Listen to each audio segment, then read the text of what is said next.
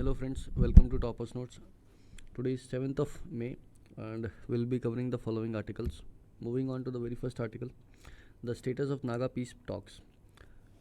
तो पहले जो Naga peace accords and talks चल रही थी उसका अब करंट स्टेटस क्या है, गवर्नमेंट ने क्या स्टेप्स लिए हैं, दूसरी साइड से क्या रिप्रिकॉशंस हुए हैं, इसके बारे में हम बात करेंगे. इसके बाद moving on to the next article, why direct feeding of rice matters. तो पंजाब गवर्नमेंट ने रिसेंटली डायरेक्ट सीडिंग जो राइस है डीएसआर के लिए बोला है कि डीएसआर अगर हम ये टेक्निक यूज़ करते हैं तो जो वाटर कंजर्वेशन है वो बढ़ेगा और वाटर की जो वेस्टेज है वो रिड्यूस होगी, राइट. तो डायरेक्ट फीडिंग ऑफ राइस क्या होता है, कैसे इफेक्ट करेगा, क्या इसके बेनिफिट्स है, क्या इसके डिसएडवांटेज हैं, ये हम बात करेंगे इस पर्टिकुलर आर्टिकल में. Moving on to the next article, farm export surge to all time high and so do imports. तो रिसेंटली आप 2-3 महीने से देख रहे होंगे कि एक्सपोर्ट्स और इम्पोर्ट्स जो हैं इंडिया के वो एक रिकॉर्ड लेवल टच कर रहे हैं. तो अब फार्म एक्सपोर्ट्स की अगर हम बात करें, एक्सपोर्ट जो फार्म के थ्रू होते हैं वो भी ऑल टाइम हाई पे है और इम्पोर्ट्स भी ऑल टाइम हाई पे है, तो इसके बारे में बात करेंगे. Moving on to the next article, the delimitation panel report changes to JNK constituencies. जब जेएनके का रीऑर्गेनाइजेशन हुआ था तो एक डीलिमिटेशन कमीशन बैठाया गया था, एक पैनल बैठाया गया था जिससे कि जो भी उसके अंदर डिस्ट्रिक्ट्स हैं उनको डिस्ट्रिक्ट्स के अकॉर्डिंग उनकी जो सीट्स है उसको चेंजेस किया जाए, तो उसकी रिपोर्ट आई है एंड उसके हिसाब से क्या चेंजेस होंगे जेएनके कॉन्स्टिट्यूएंसीज़ में, उसके बारे में हम बात करेंगे. Moving on to the fifth article, prime minister chairs a high living level meeting to review situation related to heat wave management and monsoon preparedness. तो जैसे हम देख रहे हैं कि जो हीट है, हीट इन द सेंस जो गर्मी है, जो समर्स है वो काफ़ी हाई सॉइंग पॉइंट के ऊपर है. तो उसी के रिगार्डिंग प्राइम मिनिस्टर जो है वो एक मीटिंग लेंगे जिसके अंदर की जो इससे रिलेटेड प्रिपेयरनेस कैसी है और आगे आने वाला जो मानसून सीज़न है उसके लिए क्या हमारी प्रिपरेशन है और उसको कैसे हम मिटिगेट करेंगे, इसके बारे में बात करेंगे. Moving on to the sixth article, Indian army's Agnipath scheme. तो ये आर्मी में एक स्कीम लॉन्च करी है अग्निपथ, जिसमें कि 3 साल के लिए आप टेम्प्रेरी बेसिस के ऊपर आर्मी को ज्वाइन कर सकते हैं और उनकी सर्विसेज प्रोवाइड उसके अंदर सर्विसेज प्रोवाइड कर सकते हो. ये स्कीम अभी रिसेंटली जैसे कोविड के टाइम कोई भी रिक्रूटमेंट नहीं हुआ था आर्मी के अंदर, तो उसको ध्यान में रखते हुए ये पर्टिकुलर स्कीम लाई गई है कि 3 से 4 साल के लिए आप उसमें इंडियन आर्मी में जाकर अपनी सेवाएँ प्रदान कर सकते हैं, right. Moving on to the next article, VPN providers in India mandated to collect customer data. तो वर्चुअल प्राइवेट नेटवर्क के जितने भी प्राइवेट प्रोवाइडर्स हैं इंडिया के अंदर उनको मैंडेट कर दिया गया है कि वो कस्टमर का डाटा कलेक्ट करेंगे, right. Moving on to the last article, what is shigella, the bacteria that killed a girl after she ate shawarma in Kerala. तो शिगेल्ला क्या है, किस तरीके का बैक्टीरिया है और क्यों न्यूज़ में है, क्योंकि रिसेंटली केरला ने जब शॉर्मा खाया, केरला के एक लड़की ने शॉर्मा खाया केरला के अंदर तो उसकी डेथ हो गई. तो उसी के रिगार्डिंग पूरी बात करेंगे, शिगेल्ला बैक्टीरिया क्या है और अलग अलग बैक्टीरिया कौन कौन से कैसे परफॉर्म करते हैं, right. Okay, moving on to the very first article, the status of the Naga peace talks. ये द हिंदू का एक एडिटोरियल है. अभी ये क्या कॉन्टेक्स्ट में है. The annual report of the ministry of home affairs release recently said that the जो ये IM सेक्शन है of national socialist council of Nagaland NCSN IM, अब से यही बोलूँगी मैं, was involve in 44% of the insurgency related incidents in Nagaland in 2020. The union government had in 2015 signed a framework agreement with the IM, मतलब ये जो इसक मुआफेक्शन है ना, ये national socialist council of Nagaland के साथ इसके साथ ना गवर्नमेंट ने एक फ्रेमवर्क एग्रीमेंट साइन किया था 2015 में to find a solution to the Naga political issue. The negotiations are yet to be concluded. So ये पूरा कॉन्टेक्स्ट है, तो इस पर हम देखेंगे बैकग्राउंड और इसका इशू क्या है. The term Naga was created by the British for administrative convenience to refer to a group of tribes with similar origin but distinct culture, dialects and custom. कि मतलब ये जो नागा टर्म था ये ओरिजिनेट किसने किया था, ब्रिटिशर्स ने किया था.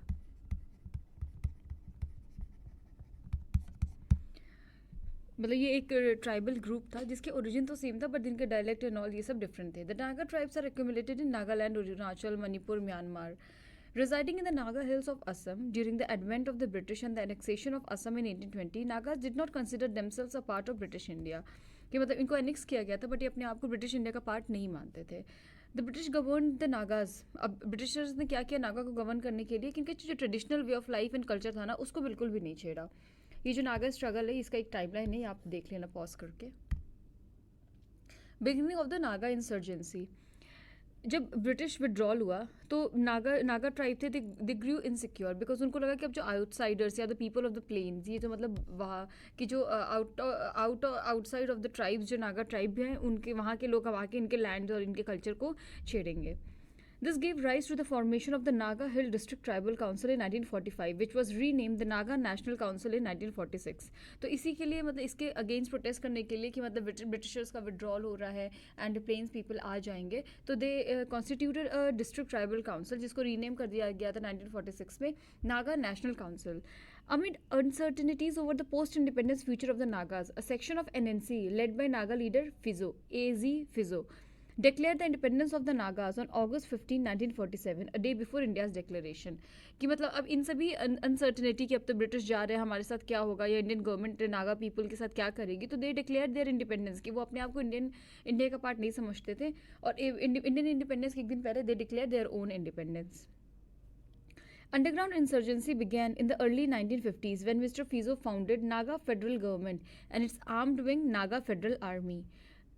Central government sent armed forces into Naga area to curb the insurgency and imposed contentious Armed Force Special Power Act, which is still in place in parts of Nagaland. कि मतलब Indian government तो नागालैंड को अपना part समझती थी, but वही उन्होंने अपनी एक आर्मी बना ली, फेडरल आर्मी, एक फेडरल गवर्नमेंट बना ली. तो इसको सबसाइड करने के लिए गवर्नमेंट ने अपनी आर्मी भेजी, एंड तब वहाँ पे ये अफ्स्पा आया था जो कि अभी भी नागालैंड में है, arm force special power act. The Nagas, demanding an independent state outside of India, boycotted 52 and 57 general elections. Unlike other groups in the northeast which are accepting some form of autonomy under the constitution, Nagas rejected this in favor of sovereignty. मतलब ऐसे जो ये insurgent group थे ना, ये most of the north eastern states में थे, छोटे छोटे फैक्शंस थे, बट वो लोग एडजस्ट करने को रेडी थे इंडियन कॉन्स्टिट्यूशन के साथ कि उनको थोड़ी सी ऑटोनॉमी मिलेगी और थोड़ी चीज़ें वो मानेंगे. बट जो नागाज थे उनको अपनी सोवरेनिटी के ऊपर वो कुछ नहीं चाहते थे. They wanted an independent state जो कि आउटसाइड ऑफ इंडिया हो. Some leaders among the NNC formed their own group to hold discussions with the government, leading to the formation of the state of Nagaland in 1963. But this did not satisfy many in the NNC and FGO. मतलब जो federal government थी और जो nationalist government थी, वहाँ पे बहुत सारे लोग को वो सेटिस्फाई नहीं कर पाई. मतलब ये जो नॉर्थ ईस्ट में जो भी ग्रुप था कि थोड़ी बहुत ऑटोनॉमी और सोवरेनिटी मिल जाए, इसीलिए उन्होंने अब इवेंचुअली क्या साइन किया, Shillong accord of 1975, agreeing to surrender arms and accept the constitution. तो ये 1975 में एक शिलोंग अकॉर्ड है. ये छोटी छोटी इंट्रिकेसीज हैं, छोटी छोटी डिटेल्स है, ये आप मतलब कभी भी कोई भी क्वेश्चन सॉल्व करने के ना काम आ सकती है. When did the NSCN came into the picture? जो हमने स्टार्टिंग में IM जो ग्रुप देखा है ना, नेशनल सोशलिस्ट जो नागालैंड का ग्रुप है, signing of the Shillong Accord was not agreeable as it did not address the issue of Naga sovereignty and encouraged them to accept the constitution. 3 NNC leaders formed national, यही जो अभी जो बात हो रही है ना, national socialist council of Nagaland, ये जब शिलोंग अकॉर्ड 75 में साइन हुआ तो ये नागा सोवरेनिटी को एड्रेस नहीं कर रहा था, तो और इसने फोर्स किया कि इंडियन कॉन्स्टिट्यूशन को नागा ट्राइब्स एक्सेप्ट करें. तो फिर 3 लीडर्स आए, उन्होंने इस ग्रुप का इनाग्रेशन या आप बोल सकते हो कि ये ग्रुप बनाया. मोटो क्या था, to create a people's republic of Nagaland free of India rule. 1988 में इसके भी 2 पार्ट हो गए, एक तो NSIM और एक NS, जो कि आज हम जिनसे डील कर रहे हैं वो ये है. जो IM, ये इसने क्या डिमांड किया, ग्रेटर नागालैंड और Nagalim. It wants to extend Nagaland boundary by including Naga dominated area in the neighbouring state of Assam, Manipur and Arunachal. It has now grown to become the most powerful insurgent group, also playing a role in the creation of smaller groups in other states. Its armed operation intensified along with illegal activities like tax extortion, smuggling of weapons and so on. मतलब अभी आज के date में ये जो है ये बहुत पावरफुल हो चुका है, और ये अपने कॉज को पूरा करने के लिए कि ग्रेटर नागालैंड या नागालिम जो है कि नागा ट्राइब जितने भी नेबरिंग स्टेट में उनको सबको मिला के एक कंट्री बनाना है. Where do the peace talks stand now? 1997 में गवर्नमेंट ऑफ इंडिया ने ना एक सीजफायर एग्रीमेंट कि एक स्टालमेट लाने के लिए so that a Naga peace accord could be signed. After this ceasefire, there have been 100 rounds of talk spanning over 24 years between the center and the insurgent, but a solution is still awaited. कि मतलब 1997 से government try करे एक ceasefire agreement हो, Naga peace accord sign हो जाए, but वही है कि कई टॉक्स हो चुके हैं, बट अभी भी कुछ जो एक फाउंडेशनल कुछ आउटकम नहीं आया अभी तक. New Delhi has been holding peace parleys simultaneously with IM and the Naga national political groups, comprising at least 7 other extremist groups, including the मतलब ये जो 1988 में split हुआ था K और IM, मतलब गवर्नमेंट न्यू दिल्ली गवर्नमेंट जो मतलब न्यू दिल्ली में सेंट्रल गवर्नमेंट काफ़ी टाइम से ये सब ग्रुप्स के साथ बातें कर रही है. बट कुछ फाउंडेशनल अभी कुछ निकला नहीं है. In 2015 it signed a framework agreement with IM, जो ये जो इसक मुआ ग्रुप है, the first step towards an actual peace accord. The then joint intelligence chief RN Ravi को ना इंटरलोक्यूटर की तरह साइन किया गया, बट देन इनको बाद में हटा दिया गया बिकॉज जो नागा पीपल थे जो कि टॉक्स में पार्टिसिपेट कर रहे थे, they were not in his favour. The negotiation hit an impasse in 2020. क्यों? वही मिस्टर रवि को ना इनको निकालना था as an interlocutor, accusing of high handedness and tweaking the agreement to mislead other Naga groups. की मतलब उस पर उन पे क्या चार्जेस लगे हुए थे? हाई हैंडेडनेस की मतलब वो अपनी बातें ज़्यादा मनवा रहे हैं इंस्टेड ऑफ लिसनिंग. बिकॉज एक जो पीस अकॉर्ड होगा वो कैसे साइन हो सकता है? सबके व्यूज़ के साथ. IM continued to demand a separate flag and constitution for the Nagas and the creation of Naga Limb, which it claimed was agreed upon in the agreement. अभी भी जो IM ग्रुप है ना वो एक सेपरेट फ्लैग और constitution की demand करता है, क्योंकि बोला था कि जो हमने पीस अकॉर्ड साइन किया उसमें इसकी बातें थी. After Mr Ravi's removal, IB officer AK Mishra अभी इस समय इंटरलोक्यूटर है फॉर द पीस टॉक्स. अब मेजर इशू ऑफ कंटेंशन क्या है? Independence celebration. Nagas across Nagaland, Manipur, Assam and Arunachal celebrate August 15 as independence day. हमने देखा था ना कि इंडिपेंडेंस से पहले ड्यू टू अनसर्टेनिटीज तो ये नागा अपने आप को, क्योंकि इंडिया का पार्ट मानते नहीं थे, तो ये अपने आप को इंडिपेंडेंट उन्होंने वो कर दिया था, घोषित कर दिया था. According to Naga historians, Gandhi agreed that the Nagas would celebrate their independence a day ahead of India on August 14, 1947. Naga flag. In the Naga narrative passed down generations by word of mouth, the Naga flag was not designed by a mortal but is of divine origin and secessionist tendencies. A large section of the Nagas still hold dear the idea of Naga identity and their tribal roots. तो ये major मतलब इनका मानना क्या नागा कि ये काफ़ी time से बोला कि नागा का जो फ्लैग है ना ये किसी इंसान ने नहीं, ये डिवाइन ओरिजिन है, तो इसीलिए इस इशू पे कॉम्प्रोमाइज़ करने को रेडी नहीं है. और अभी भी कई नागा ट्राइब के लोग हैं जो कि अपने आप को इंडिया का पार्ट नहीं मानते हैं. So the Naga struggle claimed thousands of lives over decades and devastated countless homes all over the idea of a sovereign Naga nation. The NSC and IM accedes to economic and political packages alone without a separate flag and constitution. It remains to be seen whether it will be seen as a solution or a defeat.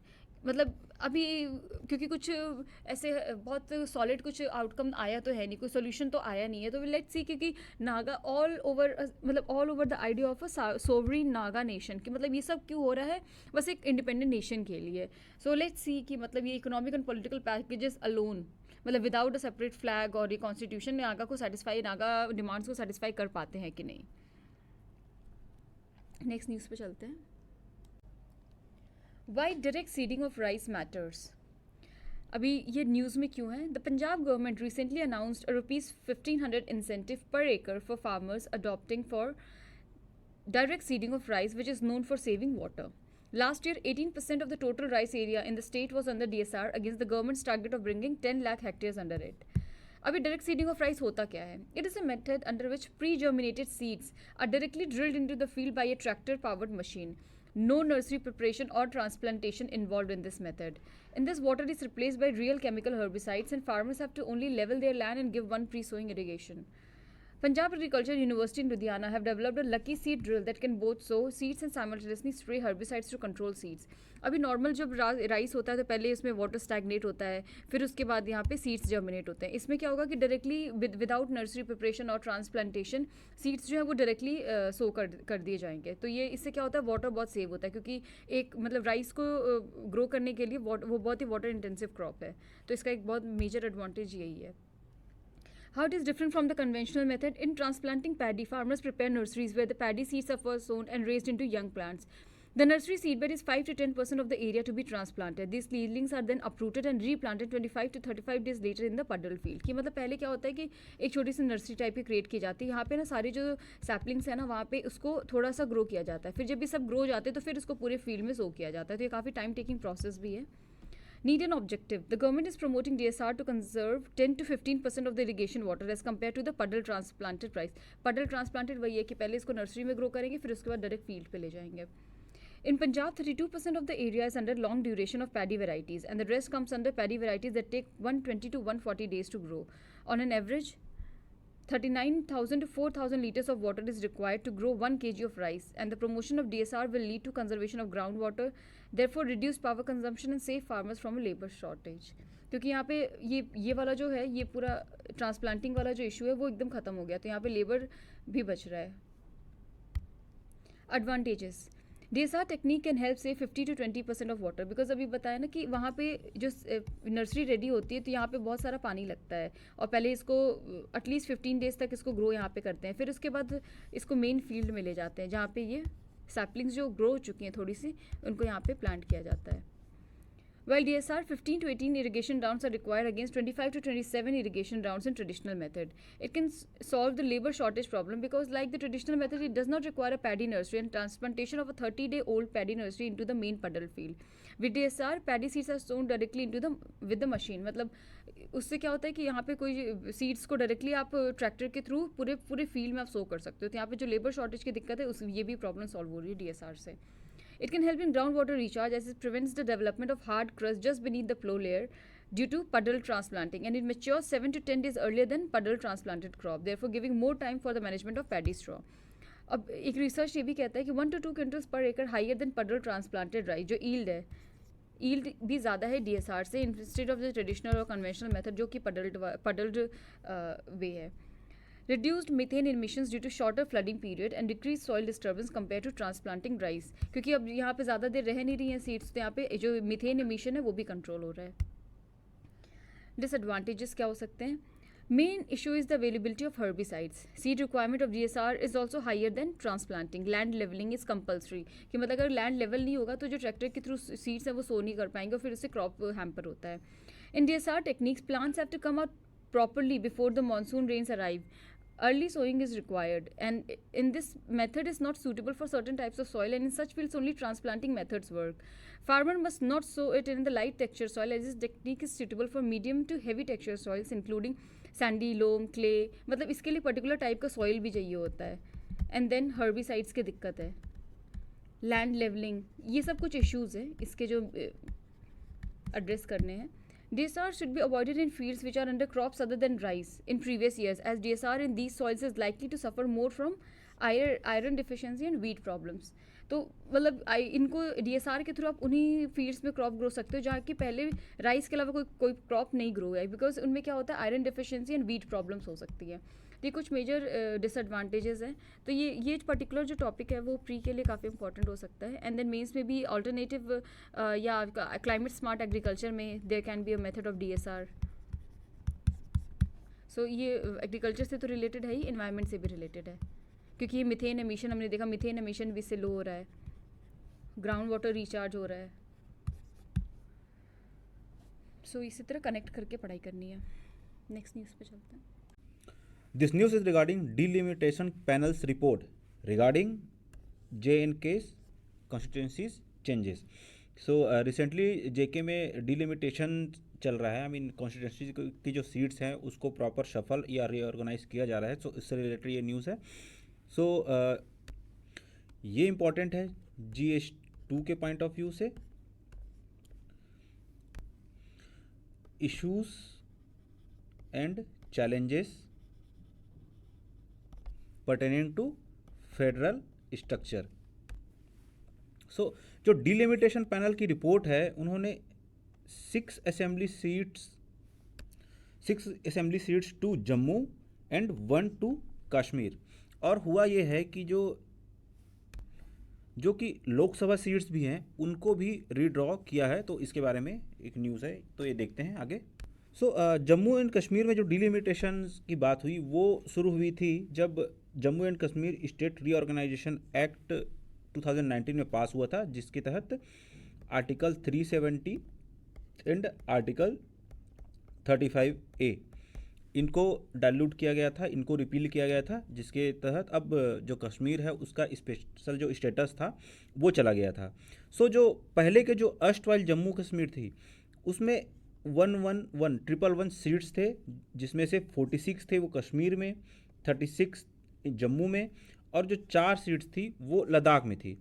उसके अलावा जो POK है, Pakistan occupied Kashmir, उनके भी 24 seats reserve थे. सो जब लद्दाख को एक अलग यूनियन टेरिटरी बना दिया गया तो लद्दाख के 4 सीट्स तो चले गए, तो बचा कितना 107 सीट्स, जिसमें से POK के 24 सीट्स भी इंक्लूडेड हैं. जो ये रीऑर्गेनाइजेशन एक्ट आया था उसने ये जो 10 सीट्स हैं कश्मीर के बढ़ा के 114 कर दिया था, जिसमें से 90 सीट्स थे वो जम्मू एंड कश्मीर के लिए थे और जो 24 सीट्स थे वो फिर से पीओके के लिए रिजर्व थे। जो डिलिमिटेशन का जो प्रोसेस होता है वो गवर्न किया जाता है with regarding and following the procedure of constitution of India. So ये मैटर ऑफ कंट्रोवर्सी कैसे बन गई? ये इसलिए बन गई क्योंकि ये जो कॉन्स्टिट्यूंसी की बाउंड्रीज है वो रीड्रॉन किए जा रहे हैं सिर्फ जम्मू एंड कश्मीर के एरिए में, जबकि अदर जो कंट्री के एरिए हैं यानी जो अदर जितने भी स्टेट्स हैं उनमें जो इस तरह का डिलिमिटेशन है वो 2026 तक फ्रोज कर दिया गया है। क्योंकि जो लास्ट डिलिमिटेशन कमीशन की जो रिकमेंडेशंस आई थी उसमें ऐसा था कि 2026 तक अब डिलिमिटेशन नहीं भी किया जाएगा किसी भी स्टेट में। कश्मीर की अगर बात करें JNK की जो पहले की थी, उसमें जो डिलिमिटेशन एक्सरसाइज हुआ था लास्ट टाइम वो हुआ था 1995 में, लेकिन 2002 में जो जम्मू और कश्मीर गवर्नमेंट उस वक्त की थी उन्होंने रिप्रेजेंटेशन ऑफ पीपल एक्ट जो था उसके तहत ये जो डिलिमिटेशन की जो एक्सरसाइज है उसको 2026 तक के लिए फ्रोज कर दिया गया था, जैसे कि अदर स्टेट्स के लिए जैसे प्रोविजंस हैं। सो अभी जो कॉन्स्टिट्यूंसी की बाउंड्रीज रीड्रॉ हो रही है, इसको डिलिमिट किया जा रहा है, तो ये जो पर्टिकुलर इशू है ये चैलेंज किया गया था JK हाई कोर्ट ने और उसके बाद फिर सुप्रीम कोर्ट में, और दोनों ही जगह से ये वर्डिक्ट आई कि अभी फ़िलहाल डिलिमिटेशन नहीं होगा, इसको फ्रीज किया जाना चाहिए। सो वेरियस चेंजेस की अगर बात करें तो असेंबली लेवल पे अगर चेंजेस देखें तो कमीशन ने इंक्रीज़ किया है कुछ सीटें, जैसे 6 सीट जम्मू एरिया में इंक्रीज़ किया है जो अब बढ़ के हो गई है 43, और जो एक सीट है वो कश्मीर में इंक्रीज़ हुआ है, अब टोटल सीट वहाँ है 47। इसके अलावा जो प्रॉपर असेंबली की कॉन्स्टिट्यूंसीज़ हैं इसमें भी मेसिव चेंजेस किए गए हैं। प्रॉपर जो स्ट्रक्चरिंग होती है कितने कौन कौन से एरिया कौन कौन सी कॉन्स्टिट्यूंसी में शामिल किया जाना चाहिए, इसके रिगार्डिंग भी चेंजेस हुए हैं। लोकसभा में अगर चेंजेस की बात करें तो कमीशन ने अनंतनाग और जम्मू के जो बाउंड्रीज़ हैं उसको भी रीड्रॉ किया है। जम्मू का जो पीर पंजाल रीजन है जो कि जिसमें पूंछ और राजौरी डिस्ट्रिक्ट आती है, जो कि पहले जम्मू के पार्लियामेंट्री सीट का हिस्सा था, वो अब ऐड कर दिया गया है अनंतनाग की सीट को, यानी कि लोकसभा में जो पीर पंजाल रीजन है वो अब अनंतनाग की सीट में आ जाएगी। जो शिया डोमिनेटेड रीजन है श्रीनगर का, वो अब बारामूला कॉन्स्टिट्यूंसी को ट्रांसफ़र कर दिया गया है, यानी कि अब पर्टिकुलर जो इलेक्शंस होंगे वो बारामूला रीजन और उसकी कॉन्स्टिट्यूंसी के अकॉर्डिंग होंगे। जो चेंजेस हुए हैं पार्लियामेंट्री सीट में ये आखिर JK के लिए क्या मायने रखते हैं? तो जो अनंतनाग और जम्मू में जो रिस्ट्रक्चरिंग हुई है वो कहीं ना कहीं इन्फ्लुएंस करेंगी वेरियस जो डेमोग्राफिक ग्रुप्स थे, जिसकी वजह से पहले कभी कभी कॉन्फ्लिक्ट की सिचुएशन खड़ी हो जाती थी, उसको थोड़ा सा इन्फ्लुएंस करेंगे, तो शायद उसमें कमी आए। कमीशन ने जो 9 सीट हैं असेंबली की वो रिज़र्व किए हैं शेड्यूल्ड ट्राइब्स के लिए, जो कि बहुत अच्छा मूव है। ये जो 9 सीट्स हैं उसमें से जो 6 सीट हैं उसको रीड्रॉन किया गया है और उसको अनंतनाग जो पार्लियामेंट्री सीट है उसके अंदर डाल दिया गया है, और इसमें पूंछ और राजौरी डिस्ट्रिक्ट भी आएंगे जिसमें हाईएस्ट ST पॉपुलेशंस अभी रहते हैं। पहले जो अनंतनाग का जो स्टेटस था उसमें जो ST पॉपुलेशंस हैं वो बहुत कम हुआ करते थे, लेकिन अब बिकॉज रीड्रॉ हो चुका है और अब पूंछ और राजौरी डिस्ट्रिक्ट को ऐड कर दिया गया है, तो अब ये जो सीट है ये ST में जाएगी या पहले की तरह रहेगी, ये डिसाइड होगा यहाँ के पॉपुलेशन को मेज़र करने के बाद।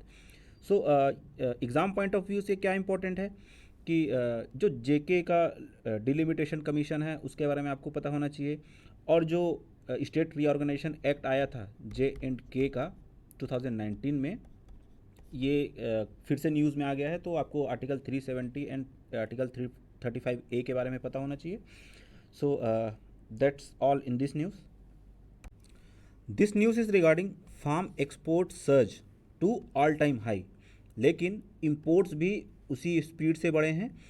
ये इम्पॉर्टेंट है GS3 के पॉइंट ऑफ व्यू से। सब टॉपिक्स आएंगे Indian economy and mobilisation of resources, जिसमें ग्रोथ, डेवलपमेंट्स, ये सब फैक्टर्स भी आ जाते हैं। सो इंडिया का जो एग्रीकल्चरल एक्सपोर्ट है ये 50 बिलियन को क्रॉस कर चुका है इन फाइनेंशियल ईयर 2022, यानी कि जो लास्ट फाइनेंशियल ईयर था उसमें। लेकिन इंपोर्ट भी ऑल टाइम हाई था, जो कि पहुंच गया था अराउंड 32.4 बिलियन के आसपास। अगर प्रीवियस हाई की अगर बात करें तो प्रीवियस जो रिकॉर्ड था वो था 43 बिलियन के आसपास, जो कि 2013-14 के आसपास थे। लेकिन उस साल इंपोर्ट भी काफ़ी राइज हुए थे, जो कि 15.5 बिलियन के आसपास था। लेकिन तब भी जो एग्रीकल्चरल ट्रेड सरप्लस था कंट्री का वो अराउंड 27.7 बिलियन था। लेकिन अगर FY 2022 के ट्रेड सरप्लस की बात करें तो ये 18 बिलियन डॉलर्स के आसपास ही है। तो यहाँ आप देख सकते हैं इंडिया का जो फार्म एक्सपोर्ट्स रहा है फ्रॉम 2012-13 टू 2021 तक। तो आप यहाँ पे देख रहे हैं कि पहले एक्सपोर्ट राइज हो रही थी, बट ड्यूरिंग 14-15 देन 16-17 थोड़े फॉल आए उसमें, जो रिसेंटली अभी कोविड पेंडेमिक जब से शुरू हुआ है उसके बाद से शार्प राइसेस में देखा गया है। लेकिन जो फूड प्राइस इंडेक्स जो फूड एंड एग्रीकल्चर ऑर्गेनाइजेशन निकालता है उसके अगर स्टेटस की बात करें तो वो भी काफ़ी ज़्यादा हाई रहा है, बिकॉज ग्लोबल लेवल पे अगर फूड प्राइसेस की बात करें तो वो भी ऑल टाइम हाई चल रही है। अगर ग्लोबल फूड प्राइसेस के सिनेरियो की बात करें तो जो इंडिया का ट्रेड परफॉर्मेंस रहता है इन एग्रीकल्चरल सेक्टर वो काफ़ी क्लोजली लिंक्ड रहता है इंटरनेशनल कमोडिटी के जो प्राइसेस होते हैं उसके ऊपर।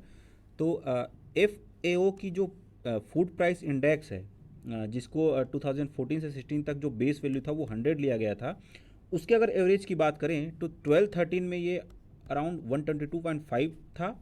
लेकिन जो 13-14 में ये थोड़ा सा गिर के 119.1 हो गया था, यानी कि फूड के जो प्राइसेस थे वो उस टाइम कम हो रहे थे। लेकिन कोविड पेंडेमिक के बाद से जो लास्ट 2 ईयर्स जो गए हैं उसमें जो ये फूड प्राइसेस और इस टाइप की कमोडिटीज़ हैं जो एग्री से रिलेटेड हैं उसमें काफ़ी ज़्यादा बूम देखा गया है, क्योंकि जो एवरेज 102.5 था 2021 में वो अब 21-22 में बढ़ के हो गया है 133, जो कि 12-13 और 13-14 से भी ज़्यादा है। तो अगर यहाँ पे ट्रेंड देखें तो जब प्राइसेस हाई हो जाती है इंटरनेशनली तो जनरली जो इंडिया का जो फार्म एक्सपोर्ट होता है वो बढ़ता है, यानी कि एक तरह का पॉजिटिव इम्पैक्ट डालता है इंडिया के फार्म एक्सपोर्ट पे। अब इसको अगर देखें तो वो 2010 से 2014 तक का सिनेरियो ले लें या फिर अभी अक्टूबर 2020 के बाद की सिनेरियो देख लें, फूड एक्सपोर्ट्स जो हैं वो इंडिया के बढ़े ही हैं। इंडिया के अगर एग्रीकल्चरल एक्सपोर्ट कंपोजिशन की बात करें तो मरीन प्रोडक्ट्स इसमें सबसे ज़्यादा सबसे सामने उभर के आते हैं, जो कि 5 बिलियन थे जब 2013-14 की अगर बात करें, जो कि अब 21-22 में 7.8 बिलियन पहुंच चुके हैं। लेकिन जो रियल इंक्रीज़ आया है वो आया है फ्रॉम राइस, चाहे वो बासमती राइस की बात करें या नॉन बासमती राइस की बात करें। लेकिन जब से यूक्रेन और रशिया का कॉन्फ्लिक्ट शुरू हुआ है तब से ये डिमांड और काफ़ी ज़्यादा बढ़ गई है, क्योंकि अक्टूबर 2020 के बाद अगर बात करें तो जो नॉन बासमती राइस के एक्सपोर्ट हैं इंडिया को इसमें 9 नए कंट्रीज़ मिले हैं एज अ मार्केट, और जिसमें वॉल्यूम काफ़ी हद तक अच्छा रहा है एक्सपोर्ट की।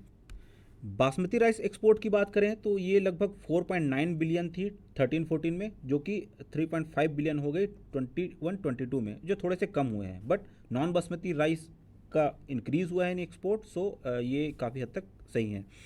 बफेलो मीट जो था वो 4.8 बिलियन था 14-15 में, जो कि अब 3.3 बिलियन के आसपास है। ऑयल मिल की बात करें तो ये 3 बिलियन था 2012-13 में, जो कि अब 1 बिलियन के आसपास है।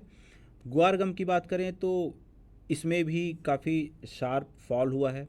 रॉ कॉटन की बात करें तो ये भी 4.3 बिलियन थी 11-12 में, जो कि अब 2.8 बिलियन के आसपास आ गई है। वही अगर इंपोर्ट की बात करें, इंडिया जो क्या क्या इंपोर्ट करता है आखिर, तो उसमें सबसे ज़्यादा रहते हैं वेजिटेबल ऑयल्स। क्योंकि चाहे रिफाइंड ऑयल हो, पाम ऑयल हो, ये सारी चीज़ें इंडिया इंपोर्ट ही करता है। तो ये इंपोर्ट वैल्यू थी 7.2 बिलियन 13-14 में, जो कि अब 19 बिलियन को क्रॉस कर चुकी है। पल्सेस के इंपोर्ट की अगर बात करें तो वो 2.2 बिलियन के आसपास रही 21-22 फाइनेंशियल ईयर में। और अगर अदर इंपोर्ट्स की बात करें तो उसमें फ्रेश फ्रूट्स इंपोर्ट किया जाता है, जिसमें आलमंड्स एंड एप्पल्स रहते हैं। कैशू इंपोर्ट किया जाता है, बेसिकली रॉ रहता है वो। And spices and natural rubber भी इंपोर्ट करती है इंडिया। स्पाइसेस की बात करें तो इंडिया इंपोर्टर भी है और एक्सपोर्टर भी है। इंपोर्टिंग वैल्यू जो है वो लगभग 1.3 बिलियन के आसपास रही लास्ट फाइनेंशियल ईयर, और एक्सपोर्ट 3.9 बिलियन। अब इसमें ऑब्वियसली सरप्लस है इंडिया का।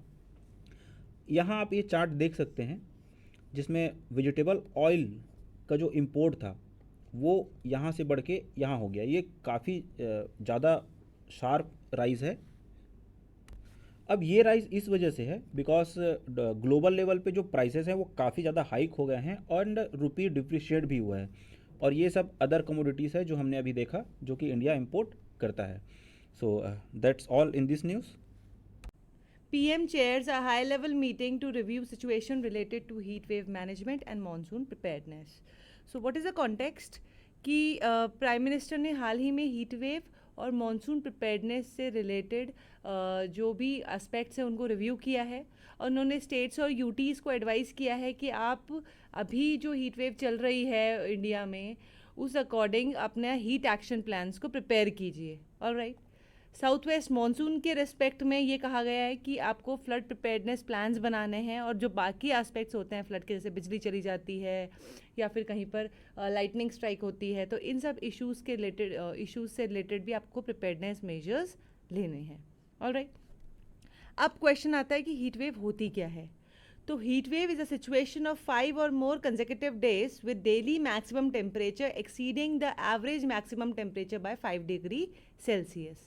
तो मतलब कि अगर किसी पर्टिकुलर 5 या उनसे ज़्यादा दिनों में अगर रेगुलर टेम्परेचर एवरेज टेम्परेचर से 5 डिग्री सेल्सियस ऊपर है तो वो हीट वेव का टाइम होता है। Alright, it is characterised by extreme heat conditions beyond the bearing capacities of the population. तो इसमें क्या होता है कि एक्सट्रीम हीट कंडीशंस द्वारा इसको कैरेक्टराइज किया जाता है। ऑलराइट, तो what causes a heat wave? Heat wave क्या होता है कि it is a result of trapped air. They occur when a system of high atmospheric pressure moves into an area and lasts 2 or more days। तो ये कब होता है? जब कोई हाई एटमॉस्फेरिक प्रेशर वाला जो सिस्टम होता है वो किसी पर्टिकुलर एरिया में जाके और अटक जाता है 2 या 2 से ज़्यादा दिन के लिए। Alright, now what is the criteria? अगर पहला criteria based on departure from normal, मतलब कि नॉर्मल टेम्परेचर से अगर ऊपर जो होता है उस केस में। तो हीट वेव क्या होगी? अगर नॉर्मल टेम्परेचर से departure 4 to 4.5 degree Celsius to 6.4 degree Celsius तक का है डिपार्चर, तो वो एक हीट वेव होगी। और सीवियर हीट वेव कब होगी? जब 6.4 डिग्री सेल्सियस से ज़्यादा का एवरेज टेम्परेचर से जो टेम्परेचर है वो 6.4 डिग्री सेल्सियस से ज़्यादा हो। Alright, based on actual maximum temperature, अगर मैक्सिमम टेम्परेचर के कंपैरिजन में देखें तो हीट वेव का क्राइटेरिया क्या है कि जब actual maximum temperature 45 degree Celsius तक से ज़्यादा हो जाता है तो वो हीट वेव होती है। और सीवियर हीट वेव कब होगी? जब actual maximum temperature 47 degree Celsius से ज़्यादा हो जाए। Alright, when at least 2 stations in a meteorological subdivision for at least 2 consecutive days fit the above criteria, heat wave condition is declared। तो जब कोई 2 stations जो होते हैं मेट्रोलॉजिकल सब डिविजन्स में, वो उनमें 2 से ज़्यादा दिनों में या कंटिन्यूस 2 दिनों के लिए ये क्राइटेरिया, इन दोनों में से कोई भी कंडीशन मीट होती है तो हीट वेव डिक्लेयर कर दी जाती है। And what are the causes क्या है? Sparser pre monsoon season rain showers in many area are leaving large parts of India and arid and dry. This creates condition for substantial increase in temperature. क्योंकि अभी pre monsoon showers का जो intensity है, frequency है, वो बहुत ज़्यादा fluctuate होता है place to place.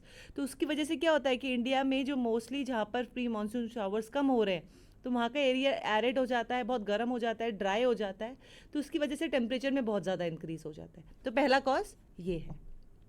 The general cause seems to be global warming, but heat waves are very geography specific, so the relation is not clear yet। हालांकि कहा जाता है कि ग्लोबल वार्मिंग की वजह से हीट वेव्स का ग्लोबल वार्मिंग से हीट वेव्स का रिलेशन है, लेकिन क्योंकि heat waves are geography specific, particular area में ही हीट वेव्स इन्फ्लिक्ट करती है, तो रिलेशन अभी तक इस्टेब्लिश नहीं हुआ है between the heat waves and global warming.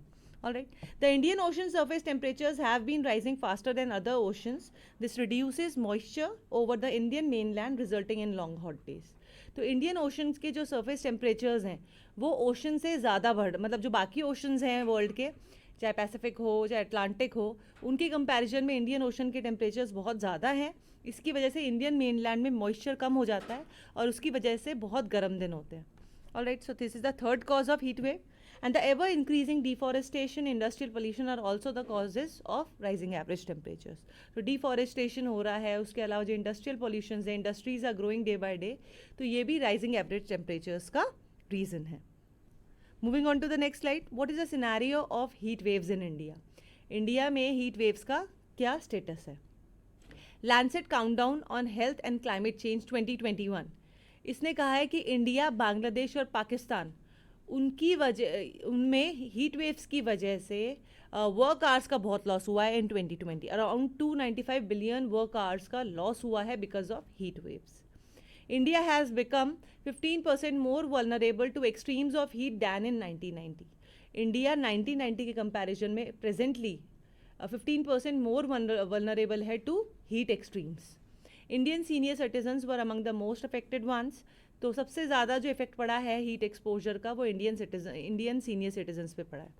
More recently most parts of western Rajasthan, Maharashtra, Gujarat, Orissa are reeling under severe heat wave like conditions with maximum temperatures hovering well above 40 degree Celsius.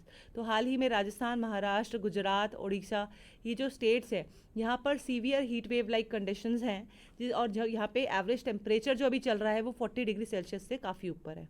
All right. The foothills of Western Himalayas recorded very high day and night temperatures 7 to 10 degrees above normal. उसके अलावा जो हिमालयाज हैं, जो hilly areas हैं जहाँ पर comparatively cooler environment रहता है, वहाँ पर भी जो नाइट टेम्परेचर्स है that is 7 to 10 degrees above normal. तो ये भी हीट वेव्स का जो असर है इन एरियाज़ में भी पड़ रहा है. Delhi recently recorded a 36.6 degree Celsius 6 degrees above normal. तो दिल्ली में अभी रिसेंटली 36 स्टार्टिंग हुई थी जब समर्स की, तो 36.6 डिग्री सेल्सियस रिकॉर्ड किया गया था जो कि नॉर्मल से 6 डिग्रीज ज़्यादा है. IMD's long-term temperature trends indicate that the climate crisis is having a pronounced effect on increasing the frequency and severity of heat waves in India. तो IMD ने ये एस्टिमेट लगाया है कि जो क्लाइमेट क्राइसिस चल रही है अभी, ग्लोबल वार्मिंग है और जो क्लाइमेटिक इश्यूज आ रहे हैं, इनकी वजह से हीट वेव्स की फ्रीक्वेंसी और सिवियरिटी इंडिया में बढ़ी है.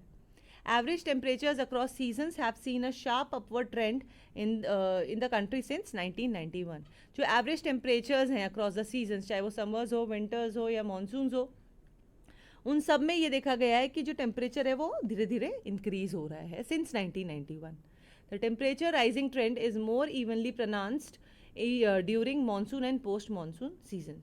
जो टेम्परेचर राइजिंग का जो ट्रेंड है कि टेम्परेचर किस स्पीड से बढ़ रहा है, किस फ्रिक्वेंसी से बढ़ रहा है, वो ज़्यादा देखा जाता है during monsoon and post monsoon seasons. Now moving on to the next slide, what are the impacts of heat waves. Heat waves का क्या इम्पैक्ट्स पड़ते हैं? तो first is mortality and morbidity. So IPCC in the second part of AR6 report flagged the heat extremes are causing human deaths and morbidity. The increased heat will lead to an increase in diseases like diabetes, circulatory and respiratory conditions as well as mental health challenges. तो IPCC की जो AR6 report आई थी उसके second part में बोला गया है कि हीट एक्सट्रीम्स की वजह से ह्यूमन डेथ्स भी बढ़ी है, मॉर्बिडिटी भी इंक्रीज हुई है. उसके अलावा जो दूसरी डिजीज़ हैं, diabetes, circulatory disease, respiratory disease, mental health, ये भी हीट वेव्स की या हीट एक्सट्रीम्स की वजह से बढ़ी हैं. Crop damage. हीट वेव्स की वजह से ना ही ह्यूमंस को और एनिमल्स को बल्कि जो प्लांट्स और क्रॉप्स हैं उनमें भी बहुत ज़्यादा इम्पैक्ट पड़ा है. ऑलराइट, इसमें क्रॉप प्रोडक्शन में लॉसेस हुए हैं फार्मर्स को, ट्री मोर्टेलिटी, पेड़ जो होते हैं वो जल जाते हैं बिकॉज ऑफ हीट वेव्स. तो ये बहुत सारे इश्यूज देखे गए हैं because of heat extremes. Less food production and high prices. क्योंकि क्रॉप फेलियर हो जाता है तो उसकी वजह से क्या होता है कि फूड प्रोडक्शन में लॉसेस होते हैं और फूड प्रोडक्शन में लॉसेस होने की वजह से जो प्रेजेंट ग्रेन्स हैं उनकी प्राइसेस हाई हो जाती है. ऑलराइट, उसके अलावा हाउस होल्ड इनकम्स, क्योंकि प्राइजेज इंक्रीज होंगी तो जो कोई हाउस होल्ड हैं उनको ज़्यादा पे करना पड़ेगा फॉर बाइंग दीज कमोडिटीज़, तो उसकी वजह से house hold incomes comparatively parity जो होती है वो इंक्रीज हो जाती है, मैल न्यूट्रिशन बढ़ जाता है, क्लाइमेट रिलेटेड डेथ्स बढ़ जाती है, स्पेशली इन ट्रॉपिकल रीजन्स, क्योंकि ट्रॉपिकल रीजन्स में हीट वेव्स का असर सबसे ज़्यादा देखा जाता है। Labour productivity loss, a higher urban population also implies heat-induced labor productivity loss, resulting in economic impacts. तो अर्बन पॉपुलेशन ज़्यादा होने की वजह से heat induced labour productivity loss भी होता है कि गर्मी में जो लोग होते हैं वो काम नहीं कर पाते हैं, बीमार हो जाते हैं, और उनकी वजह से क्या होता है कि वो काम नहीं करेंगे तो उनका इनकम लॉस भी होगा। ऑलराइट, तो ये सबसे बड़ा एक इशू है। वाइल्ड फायर्स एंड ड्रॉट्स, तो लैंसेट रिपोर्ट जो है 2021 उसमें कहा गया है कि 134 कंट्रीज़ की जो पॉपुलेशंस हैं वहाँ पर वाइल्ड फायर्स के इंसिडेंसेस को ज़्यादा देखा गया है, ड्रॉट्स बहुत ज़्यादा है because of the heat extremes. So these are the impacts of heat waves. Now what steps can be taken to curb this menace of heat waves, तो ये इसको अपन कर्व कैसे कर सकते हैं? तो first is adopting a more sensitive approach. The impact of such excessive heat needs to be understood from the point of view of common people, daily laborers, farmers, traders, fishermen, etc., so that the policies can be made accordingly. तो एक sensitive approach हमको लेके चलनी पड़ेगी। Daily labourers जो है, farmers हैं, traders हैं, फिशरमैन हैं जो कि धूप में काम करते हैं, उनके पॉइंट ऑफ व्यू से सिचुएशन को समझना पड़ेगा ताकि उसी अकॉर्डिंग पॉलिसीज़ बनाई जा सके।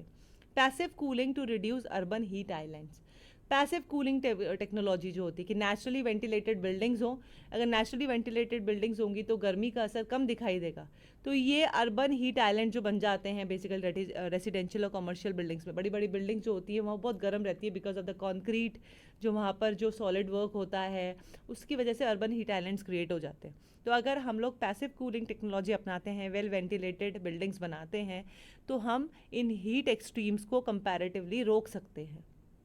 The IPCC report cites ancient Indian building designs that have used this technology which could be adapted to modern facilities in the context of global warming. जो पुरानी इंडियन बिल्डिंग्स हैं, जो एंशियंट एंटीक बिल्डिंग्स हैं, वहाँ पर बहुत proper वो buildings बहुत प्रॉपरली वेंटिलेटेड होती है, तो वहाँ से एग्जाम्पल लिया जा सकता है ताकि अब जो बिल्डिंग्स बन रही हैं वो प्रॉपरली वेंटिलेटेड हो। अहमदाबाद का भी एग्जाम्पल लिया जा सकता है। IPCC रिपोर्ट के अकॉर्डिंग जो अहमदाबाद है उसने एक तरीके का एग्जाम्पल सेट किया है by making heat proofing buildings.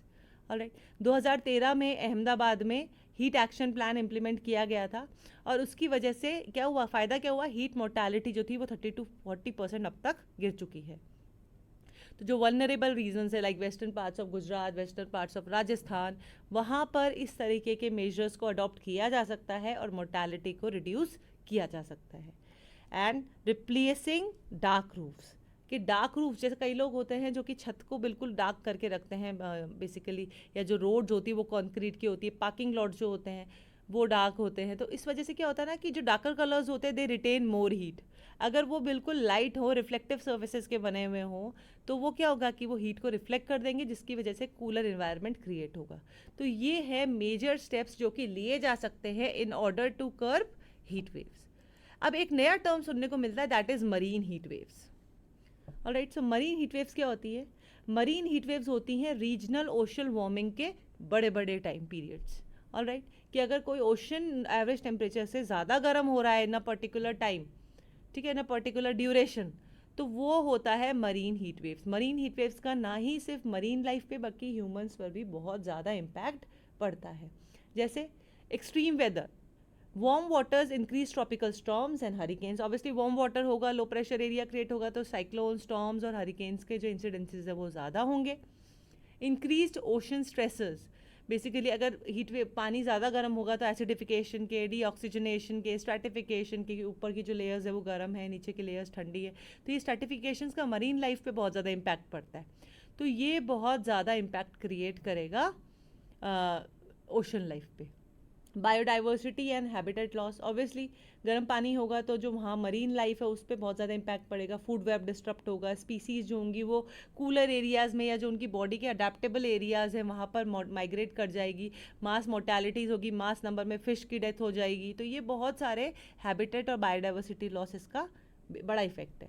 Economic loss, increase mortality of economically important species, कि जो इकोनॉमिकली इंपॉर्टेंट स्पीसीज़ हैं, जो फिशिंग स्पीसीज़ है, प्रॉन्स हो गए हैं, लॉबस्टर्स हो गए हैं, या जो टूरिज़्म है, तो ये सब चीज़ें भी बहुत ज़्यादा इम्पैक्ट करती हैं because of heat wave, marine heat waves, और इसकी वजह से इकोनॉमिक लॉस होता है. All right, marine heat waves के स्टैटिस्टिक्स देखें तो they are 10 times more intense as compare to pre industrial times. तो इंडस्ट्रीज प्री इंडस्ट्रियल टाइम से कंपैरिजन में अभी जो मरीन हीट वेव्स है वो ज़्यादा इंटेंस है, 10 टाइम्स से ज़्यादा. 50% increase in marine heat waves in the past 10 years. Obviously क्योंकि ग्लोबल वार्मिंग इतना ज़्यादा बढ़ रही है तो अब मरीन लो प्रेशर एरियाज़ पे भी फ़र्क पड़ रहा है. तो 50% इंक्रीज देखा गया है मरीन हीट वेव्स में in the past 10 years, and 20 to 50 more marine heat waves by 2100. तो ये जो है बहुत ज़्यादा बड़ा फैक्टर है. मरीन लाइफ बहुत ज़्यादा इम्पैक्ट होगी, जिसकी वजह से फिशिंग इंडस्ट्री जो होगी वो इम्पैक्ट होगी, फूड सिक्योरिटी पे इफेक्ट पड़ेगा. Alright, so this is all in this. Moving on to the next slide. Marine heat waves are वो जैसा कि मैंने आपको बताया, marine heat waves are periods of extremely high temperatures in the ocean. These events are linked to coral bleaching, seagrass destruction, loss of kelp forest, affecting the fishery sector adversely. Studies showed that 85% of the corals in the Gulf of Mannar near the Tamil Nadu coast got bleached after the marine heat wave in May 2020. तो जो gulf of Mannar वाला जो area है उसकी 85% corals की bleaching हो गई थी because of marine heat waves in May 2020. तो ये बहुत बड़ा फैक्टर है. The most common drivers of marine heat waves include ocean currents, which can build up areas of warm water, and air-sea heat flux and warming through ocean surface from the atmosphere. Alright, सबसे major common drivers क्या है? Ocean currents है, क्योंकि वो गर्म पानी लेके आते हैं या जो ठंडा पानी है वो उस जगह से डिस्प्लेस कर देते हैं. उसके अलावा एयर सी हीट फ्लक्स भी होता है, ओशन सरफेस की वार्मिंग भी होती है. तो ये बहुत सारे ड्राइवर्स हैं. Winds can enhance or suppress the warming in a marine heat wave, and climate modes like El Nino can change the likelihood of events occurring in certain region. Winds की वजह से जो है marine heat waves का जो phenomena है वो बढ़ भी सकता है और कम भी हो सकता है. एल नीनो भी इस तरीके के इवेंट्स के लाइक्लीहुड को या जो फ्रीक्वेंसी या चांसेस है उनको चेंज कर सकते हैं या इफेक्ट कर सकते हैं. Alright, so this is all in this news. Now moving on to the next. Indian army's Agnipath Yojana और अग्निपथ स्कीम. तो न्यूज़ में क्यों है? क्योंकि कुछ टाइम पहले ही अग्निपथ स्कीम को या टूर ऑफ ड्यूटी स्कीम को अनाउंस किया गया है, लेकिन अभी तक इम्प्लीमेंट नहीं किया गया है इसको. ऑल राइट, तो इसकी वजह से क्या है कि जो वेटरन्स हैं या जो दूसरे पर्सनल्स हैं वो लोगों ने काफ़ी सारे कंसर्न्स उठाए हैं. The center is in the final stage of finalizing the Agnipath recruitment scheme, under which the youth can enlist in the army for 3 years. तो सेंटर जो है इस स्कीम को इम्प्लीमेंट करने की फाइनल स्टेज में है, और इस स्कीम के अंतर्गत क्या होगा कि यूथ जो है वो डायरेक्टली एनलिस्ट कर सकता है आर्मी में फॉर 3 years. ऑलराइट, इसका बैकग्राउंड क्या है? ये स्कीम लाने का रीज़न क्या है कि कोविड-19 पैंडमिक की वजह से जो रिक्रूटमेंट था सोल्जर्स का, इंडियन सोल्जर्स का, वो बहुत ज़्यादा इम्पैक्ट हुआ है. और इस वजह से क्या हो रहा है कि इन तीनों सर्विसेज में, चाहे वो आर्मी हो, चाहे वो नेवी हो, चाहे वो एयरफोर्स हो, उसमें 1.25 लाख वैकेंसीज क्रिएट हुई हैं इन the past 3 years. Now, what is tour of duty scheme? It means hiring youth in the armed forces for a short span of 3 to 5 years on a contract basis. ठीक है, तो contract basis पर youth को armed forces में थोड़े time के लिए higher करना. It is a voluntary engagement. जो पर्सन है वो अपनी मर्जी से वो आर्मी ज्वाइन कर सकता है, और इसको अग्निपथ एंट्री स्कीम भी बोला जाता है.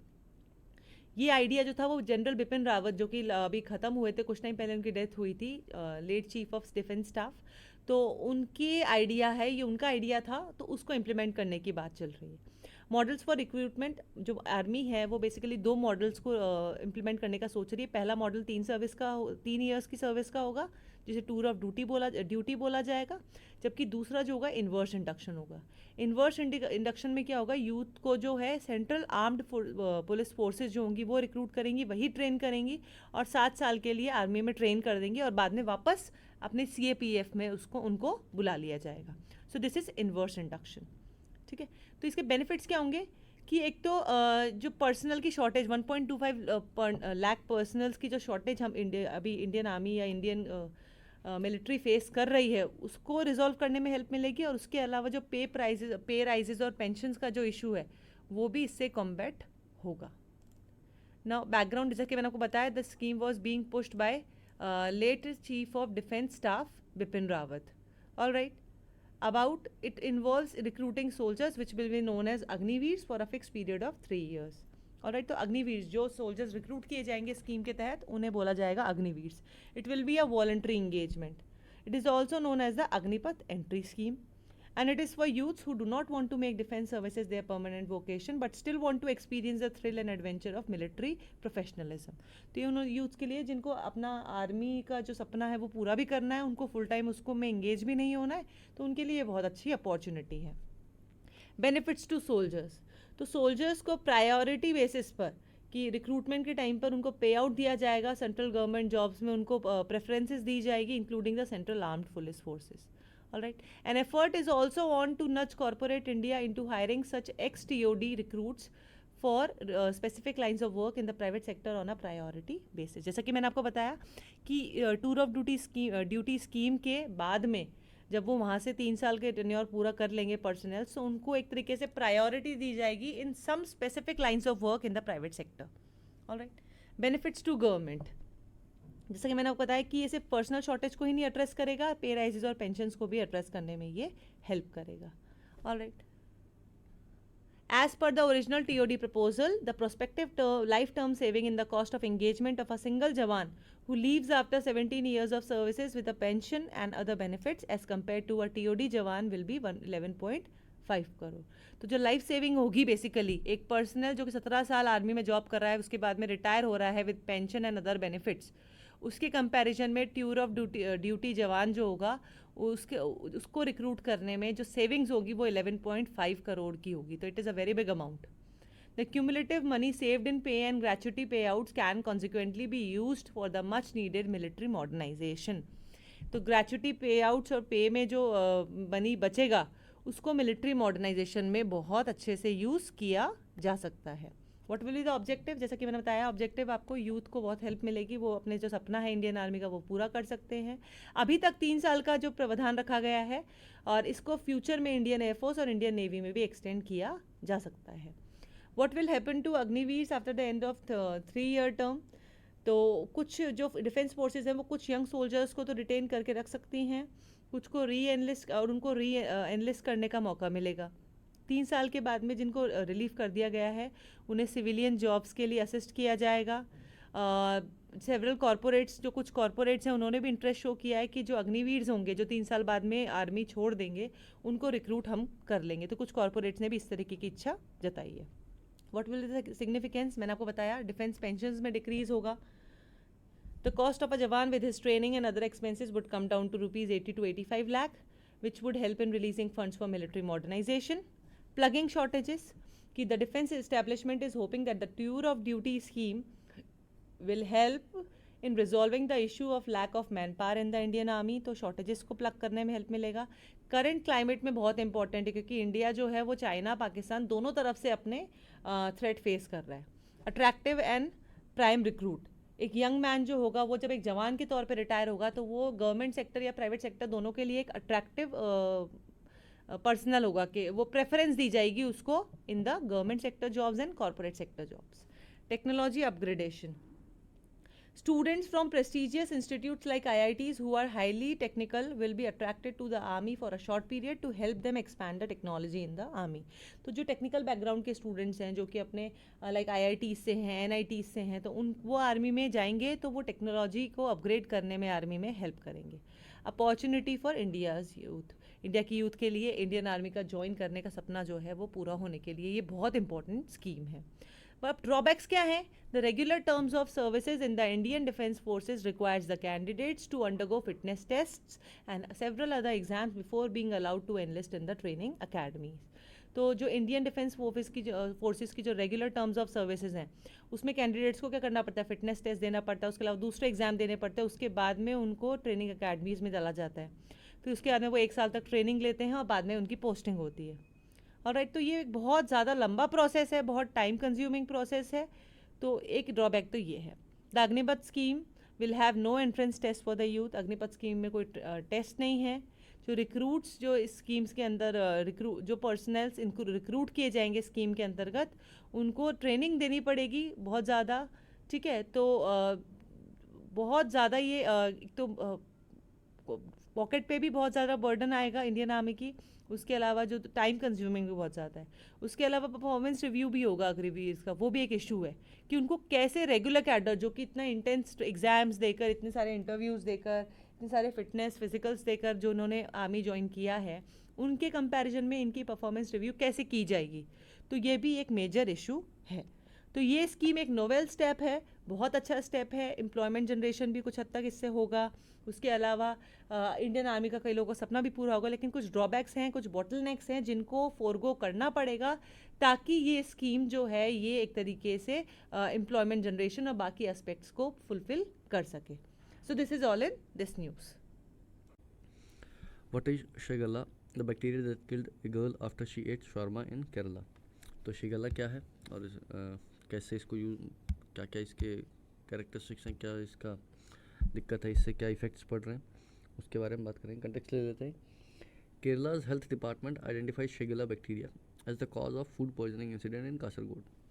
तो कासरगोड जगह जो है उसके अंदर जो हेल्थ डिपार्टमेंट है उसने शिगेला बैक्टीरिया को एक कॉज माना है फूड पॉइजनिंग का, कि इस पर्टिकुलर बैक्टीरिया से फूड पॉइजनिंग इस जगह हो रही है। कैसे? क्योंकि रिसेंटली इसने एक 16 ईयर ओल्ड गर्ल की लाइफ ले ली है और इसके अलावा 30 और बंदे हैं जो कि हॉस्पिटल में एडमिटेड है। तो शिगेला है क्या? ये बैक्टीरिया है जो कि बिलोंग करता है एंट्रोबैक्टर फैमिली से, जो कि group of bacteria that reside in intestine, not all of which cause disease in humans. तो इंटेस्टाइन जैसे होता है उसके अंदर बैक्टीरिया प्रेजेंट रहते हैं और उसमें से एक बैक्टीरिया है ये एंट्रोबैक्टर फैमिली का, राइट। अब हर एक बैक्टीरिया जो भी इंटेस्टाइन में प्रेजेंट है वो हमेशा से ही कॉज नहीं करता डिजीज़, लेकिन वो क्या करता है, it effects the intestine which results in diarrhoea, sometime bloody, stomach pain and fever, right. तो जितने भी बैक्टीरिया इंटेस्टाइन में जाते हैं वो डायरेक्टली कोई बीमारी नहीं करते हैं, लेकिन वो अपने इंटेस्टाइन को इफ़ेक्ट करते हैं। कैसे? उससे डायरिया हो सकता है कुछ टाइम, मतलब कभी कभी ब्लडी डायरिया भी हो सकता है कि आपको ब्लड निकल सकता है उस टाइम। उसके अलावा स्टमक पेन होता है और फीवर के सिम्टम्स आपको देखने को मिल सकते हैं। लेकिन जो इन्फेक्शन है वो इजीली फैल जाता है और कुछ ही स्मॉल नंबर ऑफ बैक्टीरिया है जो आपको इल करने के काबिल हो जाए, जो आपको सीरियसली बीमार करने के लिए केपेबल होते हैं। ये एक फूड और वाटरबॉर्न इन्फेक्शन है जो कि तभी हो सकता है जब someone consumes contaminated food, unwashed fruits और वेजिटेबल्स। तो ये 3 कंडीशन है जिसके अंदर कि ये पर्टिकुलर जो बैक्टीरिया है ये आपको इफेक्ट कर सकता है। या तो आप कंटेमिनेटेड फूड कंज्यूम करते हैं, या बिना धोए हुए फल खाते हैं, अनवॉश्ड फ्रूट्स, या फिर बिना धोए हुए वेजिटेबल्स खाते हैं, right. It is easily spread. अगर इसकी स्प्रेड की बात करते हैं तो ईजिली स्प्रेड होता है डायरेक्ट या फिर इनडायरेक्ट कॉन्टैक्ट के साथ। अगर पर्टिकुलर बैक्टीरिया का कॉन्टैक्ट होता है, चाहे डायरेक्टली हो चाहे इनडायरेक्टली हो, तो वो ईजिली स्प्रेड होता है। और इसके अलावा इन्फेक्शन हो सकता है अगर उस पर्टिकुलर कंटेमिनेटेड वाटर में कोई बंदा स्विम करता है या फिर बात करता है, राइट। तो सिर्फ कंज्यूम करने से नहीं, स्विमिंग और बेदिंग से भी वो चीज़ हो सकती है। क्योंकि जब भी आप स्विमिंग करते हैं या बेद करते हैं तो उस टाइम वो थोड़ा बहुत पानी जो शरीर के अंदर जाता है उसके अंदर वो बैक्टीरिया होने के कारण आप इन्फेक्शन आपको हो सकता है, राइट। ये बहुत ही कॉमन नहीं है, ऐसा नहीं कि हर किसी को हो रहा है, लेकिन बहुत ही रेयर है ये कि कोई एक आदमी इसमें उसको बीमार कर सकता है ये, राइट। यूजुअली अगर हम देखा जाए तो टाइफॉइड्स और कॉलरा जैसी जो इन्फेक्शंस है वो कंटेमिनेटेड फूड की वजह से ही होती हैं, राइट। तो 100 में से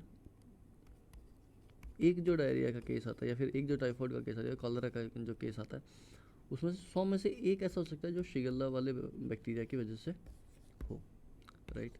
अच्छा, इसके अलावा इस शिगेला बैक्टीरिया के 4 टाइप्स होते हैं जो कि ह्यूमन को इफ़ेक्ट कर सकते हैं। Shigella sonnei, shigella flexneri, shigella boydii, shigella dysenteriae. The 4th type causes the most severe disease because it toxins it produces. तो ये जो 4th वाला है शिगेला डिसेंट्री, ये ही सबसे ज़्यादा टॉक्सिक प्रोड्यूस करता है और यही सबसे ज़्यादा एक जो कह सकते हैं हम सीवियर डिजीज़ आपको दे सकता है, राइट। डेथ जो है इस पर्टिकुलर बैक्टीरिया के कारण वो बहुत ही अनयूजुअल है, नहीं होती है, ना के बराबर ही है। लेकिन अनलेस कि वो पेशेंट वीक इम्यून सिस्टम के साथ है या फिर जो पैथोजन है वो रेजिस्ट नहीं कर पा रहा है एंटीबॉडीज़ के लिए, राइट। तो ये 2 केसेस हो सकते हैं जिसके अंदर की डेथ हो सकती है, राइट। ये एक ट्रीटेबल कंडीशन है, ऐसा नहीं है कि ये हो गया तो फिर ट्रीट नहीं हो सकता, अनट्रीटेबल है और आपको बीमार होना ही होना है, नहीं। ये इफेक्टिवली ट्रीट किया जा सकता है using 4 antibiotics number 4, right. The problem occurs when the antibiotics do not work because the bacteria are resistance to it. अगर वो पर्टिकुलर बैक्टीरिया उन जो एंटीबॉडीज़ हमने ली है, एंटीबायोटिक्स जो ली हैं, अगर उनसे वो रेजिस्ट नहीं कर पा रहा है तो फिर दिक्कत हो सकती है। अच्छा, इसके अलावा ये जो पर्टिकुलर बैक्टीरिया ये कई सारे टॉक्सिन्स प्रोड्यूस करता है जो कि different part of the body को ये वो इफ़ेक्ट करते हैं, right, different organs of the body को, राइट। तो अगर ये बैक्टीरिया कंटिन्यू करता है proliferate the body after antibiotics too, तो क्या हो सकता है, इससे kidney failure, seizures, multi organ failure, shock या फिर एक फेटल टर्न भी हो सकता है। मतलब ये जो सारी चीज़ें हैं ये आपके लिए जानलेवा भी साबित हो सकती हैं अगर जो वो टॉक्सिन एंटीबायोटिक्स देने के बाद भी वो पर्टिकुलर बैक्टीरिया के ऊपर इफेक्ट नहीं आ रहा है और वो जो अपनी टॉक्सिन्स है वो कंटिन्यूसली आपके बॉडी में रिलीज़ कर पा रहा है, राइट। तो उसके कारण ये पर्टिकुलर जो अपन ने बात करी जैसे kidney failure, seizures, multi organ failure, ये आपको इवन इसमें डेथ भी हो सकती है, राइट। लेकिन ये हर एक केस में नहीं होता है। इसका जो मोर्टेलिटी अगर बात करें इस इन्फेक्शन से तो लेस देन 1% है। तो लेस देन 1% लोगों में चांसेस होते हैं कि वो इस पर्टिकुलर बैक्टीरिया से डेथ के लिए डेथ हो जाए उसमें, राइट। अच्छा, इसके अलावा अगर हम देखें तो इसके वार्निंग साइंस क्या हैं। अगर मेजर सिम्टम्स की बात करें तो loose motion accompanied with high fever, blood in stool and constant vomiting such that can not keep fluids down, right. तो लूज मोशंस, इसके अलावा स्टूल के अंदर ब्लड, उसके अलावा वॉमिटिंग कांस्टेंट की रुकी नहीं रही है, राइट। ये कुछ इसके सिम्टम्स हैं। अगर किसी को डायरिया है, इस पर्टिकुलर केस में सीवियर डायरिया, तो उसको डॉक्टर को दिखाना चाहिए। Patient with mild diarrhoea may wait for 3 to 4 days before going to doctor. It is true for any bacteria, whether it is because of Shigella or any other reason. ये दो तीनों ऊपर जो हमने बात करी ये हर डायरिया के केस में हो सकता है, चाहे बैक्टीरिया कोई सा भी हो, चाहे तो शिगेला हो या फिर दूसरे जो बैक्टीरिया है वो हों, राइट। तो इसमें अगर हम बात करें तो प्रिकॉशंस क्या ले सकते हैं, सेम वही वॉश हैंड्स जैसे हम कोविड के टाइम कर रहे हैं, क्लीन वाटर, फ्रूट्स वेजिटेबल्स को धोएं और उसके बाद खाएं, जैसे कि मिल्क, चिकन, फिश, इनको बहुत ही जल्दी ये इन्फेक्ट हो जाते हैं, तो इनको प्रॉपर टेम्परेचर के ऊपर रखा जाए और इसको प्रॉपरली इसको कुक किया जाए, राइट। तो मेजर डायमेंशंस यही थे इस पर्टिकुलर आर्टिकल से। अगर इसमें बात करते हैं प्रीलिम्स पर्सपेक्टिव से तो पैथोजेंस क्या होते हैं, राइट, बैक्टीरिया क्या होते हैं, उसके अलावा disease, various communicable and non communicable disease, right. इसके अलावा शिगेला खुद तो है कि ये पर्टिकुलर बैक्टीरिया किस में काम आता है, कहाँ न्यूज़ में था, किस पर्टिकुलर जगह था, क्या इसका पूरा सीन था। तो Shigella is itself also is a important topic, right. Okay, moving on to the next article. VPN providers in India mandated to collect customer data. तो रिसेंटली सर्टेन जो कि कंप्यूटर इमरजेंसी रिस्पांस टीम है India की, उसने नए directives issue किए हैं जिसमें कि जो भी VPN प्रोवाइडर्स हैं वो यूज़र का डेटा स्टोर करेंगे फॉर 5 ईयर्स, राइट। तो हम बात करेंगे इसके बारे में कि VPN क्या होता है, कैसे काम करता है, पीपल क्यों इसको यूज़ करते हैं, सर्टेन क्या कहता है और VPN प्रोवाइडर्स के लिए कैसे क्या इफेक्ट करेगा, राइट। अगर हम VPN की बात करें तो क्या है, तो अगर सिंपल इसको VPN को अगर हम एब्रीविएशन को अगर बड़ा करते हैं तो वर्चुअल प्राइवेट नेटवर्क, राइट। तो ये एक तरीके का डिस्गाइज, मतलब जैसे कोई भी यूज़र ऑनलाइन बैठा है तो उसकी आइडेंटिटी को डिस्गाइज करने के लिए हम इस पर्टिकुलर चीज़ को यूज़ कर सकते हैं, जिसमें से कि VPN एक आपका एक वर्चुअल आइडेंटिटी कर देगा, जिससे कि आपकी जो रियल आइडेंटिटी है वो आपको किसी मतलब जो हैकर्स हैं या फिर गवर्नमेंट्स हैं या फिर जो ISPs इंटरनेट सर्विस प्रोवाइडर्स उनको पता नहीं चलेगा कि आप कहाँ पे सर्व कर रहे हैं, कहाँ पे क्या ट्रैफिक आपका कहाँ से आ रहा है, राइट। ओके, तो VPN describes the opportunity to establish a protected network connection when using public networks. तो पब्लिक नेटवर्क हम जब भी यूज़ करते हैं तो उसमें एक हमेशा खतरा रहता है कि आप जो भी चीज़ ऑनलाइन सर्च कर रहे हैं, देख रहे हैं, डाउनलोड कर रहे हैं, जो भी आप काम कर रहे हैं वो हमेशा ही एक रिस्क पे रहती है कि उसको शायद हैकर्स आपके इंपॉर्टेंट उसमें डेटा को देख रहे हो, ISPs वालों को पता चल रहा है आप कहाँ पे क्या काम कर रहे हो, उसके अलावा गवर्नमेंट भी आपके ऊपर नज़र रख रही है कि आपने कहाँ पे क्या किया है, राइट। तो इन सब से प्रोटेक्ट करने के लिए हम VPN को यूज़ कर सकते हैं। वो करता क्या है, वो इनक्रिप्ट करता है इंटरनेट ट्रैफिक को, राइट। उसके अलावा यूज़र्स की जो आइडेंटिटी है ऑनलाइन उसको डिस्गाइज कर देता है।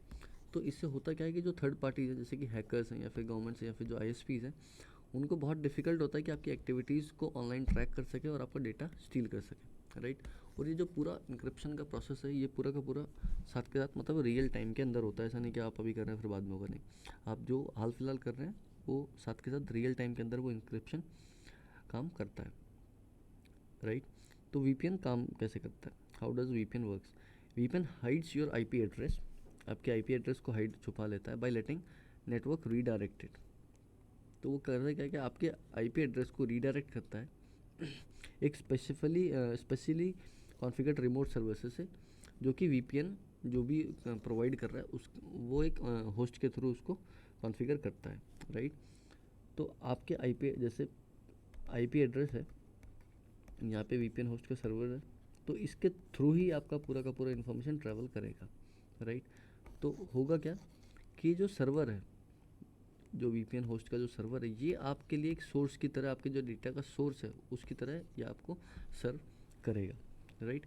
इससे क्या होगा कि जो ISP है या फिर इंटरनेट सर्विस प्रोवाइडर है या फिर अलग जो थर्ड पार्टीज है, वो आपको ये नहीं देख पाएंगे आप किस वेबसाइट पर विजिट कर रहे हो, क्या डाटा आप भेज रहे हो, क्या आप रिसीव कर रहे हो, राइट। तो अगर जनरल लैंग्वेज में देखा जाए तो एक फ़िल्टर की तरह काम करेगा, जो कि आपके पूरे डेटा को एक जिब्रिश की तरह कन्वर्ट कर देगा। जिससे होगा क्या, कोई भी अगर उसको देखता भी है तो वो किसी काम का नहीं है। अगर हम ये डायग्राम देखते हैं तो देखिए, ये मान लीजिए ये पर्टिकुलर वेबसाइट्स आप विज़िट कर रहे हैं, ये VPN सर्वर है, राइट। यहाँ से यहाँ आया तो ये इनक्रिप्टेड नहीं है, और यहाँ से इस सर्वर से पर्टिकुलर आपके PC में, लैपटॉप में या मोबाइल में आया तो ये इस पर्टिकुलर जगह को इनक्रिप्ट कर देता है। तो यहाँ पर जितने भी गवर्नमेंट है या फिर हैकर है या फिर इंटरनेट सर्विस प्रोवाइडर्स हैं या फिर कोई भी थर्ड पार्टी है जिसको आपका डाटा चाहिए, जिसे आपका डाटा चाहिए या फिर जो भी आपको ट्रैक करना चाह रहा है, वो इस पर्टिकुलर सिचुएशन में नहीं कर पाता है, राइट। क्यों? क्योंकि ये जो लाइन आप देख रही है, जो हम कह सकते हैं कि एक तरीके का कनेक्शन है, ये इनक्रिप्टेड हो जाता है, राइट। जिब्रिश वाला जो सीन है कि वो उसको ऐसा कर देता है कि वो किसी के भी समझ नहीं आएगा, राइट। ओके, तो VPN लोग यूज़ क्यों करते हैं? सबसे पहले तो सिक्योर इनक्रिप्शन। जैसे कि फर्स्ट उसका काम ये है कि वो जो आपका डिस्गाइज कर देता है आपके डेटा को एज वेल एज आपकी आइडेंटिटी को भी। तो एक्सटर्नल एक्सेस से बताता है कि कोई भी थर्ड पार्टी आपके उस डेटा या फिर आपकी आइडेंटिटी को एक्सेस नहीं कर सकता है, राइट। उसके अलावा जो साइबर क्रिमिनल्स है या फिर हैकर्स हैं, वो उस पर्टिकुलर चीज़ को एक्सेस नहीं कर सकते, डिसिफर नहीं कर सकते कि वहाँ पे क्या चल रहा है। इसके अलावा डिस्गाइजिंग वेयर अबाउट्स, जो VPN सर्वर है वो एक प्रॉक्सी की तरह एक्ट करता है इंटरनेट के ऊपर, जिससे क्या होता है कि आपकी जो लोकेशन है वो दूसरे कंट्री में जो सर्वर है उसके थ्रू आती है, तो एक्चुअल लोकेशन आपकी पता नहीं चल पाती है, राइट। उसके अलावा डेटा प्राइवेसी जो है उसको सिक्योर करता है, डेटा को प्राइवेट रखता है। जैसे कि जो भी आपने एक्टिविटी करी उसके लॉग्स नहीं रखता, लॉग्स इन द सेंस कि पूरा ट्रैकिंग नहीं रखता, कितने बजे आया, क्या किया, क्या नहीं किया, उसके बाद क्या डाउनलोड किया, क्या अपलोड किया।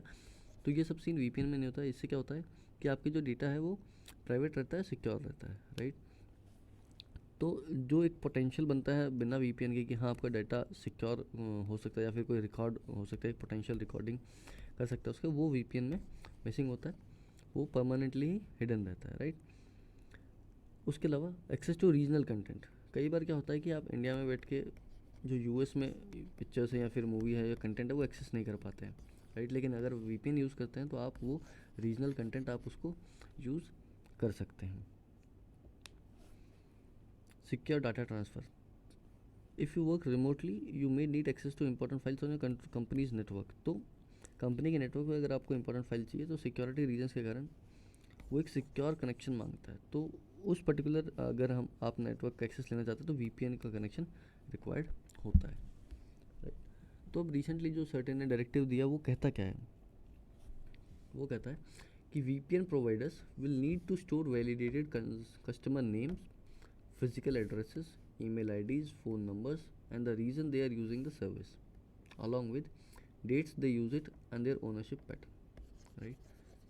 कि जो भी आपके VPN सर्विसेज यूज़ कर रहा है उसका नाम, उसका फिजिकल एड्रेस, उनके ईमेल आईडीज़, उनके फ़ोन नंबर्स और रीज़न जिसके कारण कि ये पर्टिकुलर सर्विस वो यूज़ कर रहे हैं, ये रिकॉर्डिंग होना चाहिए, आपके पास रिकॉर्ड होना चाहिए। इसके अलावा CERT also is asking VPN providers to keep record of the IP and email addresses that customer uses to register the service, right. तो उस पर्टिकुलर सर्विस के लिए जो भी वो रजिस्ट्रेशन कर रहे हैं, या तो जैसे कि जिस पीसी से वो रजिस्टर कर रहे हैं उस VPN के ऊपर, जिस ईमेल आईडी से वो रजिस्टर करते हैं, उसका रिकॉर्ड भी रखना चाहिए आपको।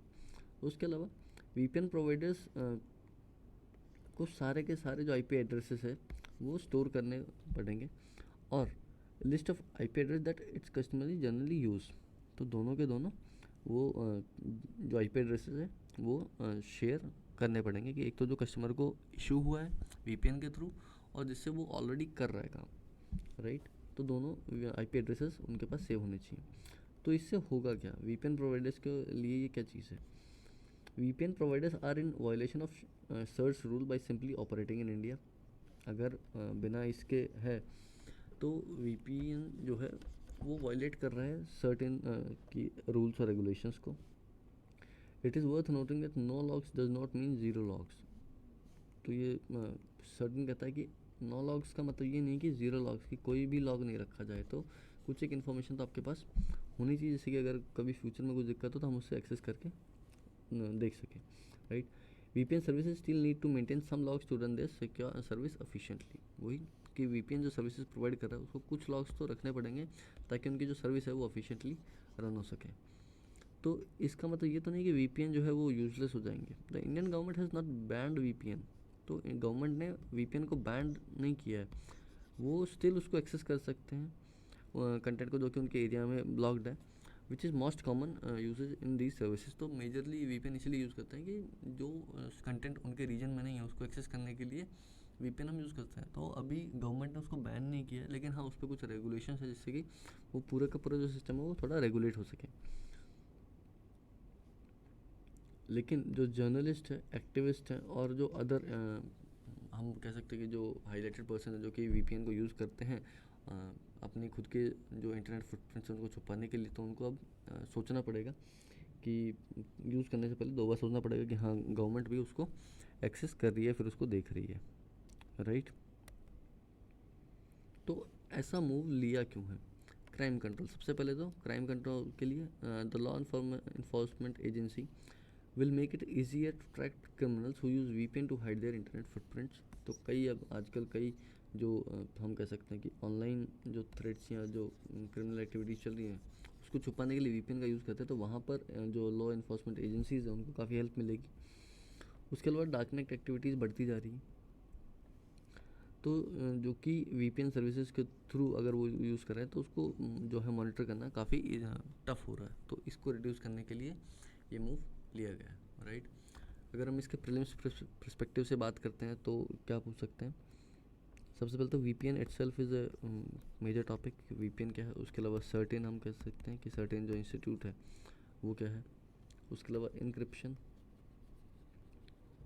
उसके अलावा साइबर क्राइम के अंदर हम बात कर सकते हैं। उसके अलावा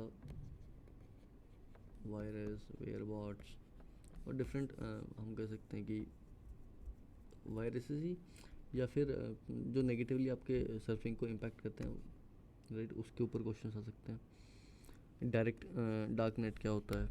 उसके अलावा देखें तो हम मेजरली तो यही है, कुछ एक्स्ट्रा इसमें है नहीं फ़िलहाल। तो ISPs के बारे में पूछ सकते हैं कि ISP क्या होता है, क्या करता है, राइट। तो this was all from this particular topic and will meet you tomorrow. Keep practicing and keep listening to videos. Watch our daily current affairs videos on the app as well, and you can download the PDF from the website too. Thanks a lot.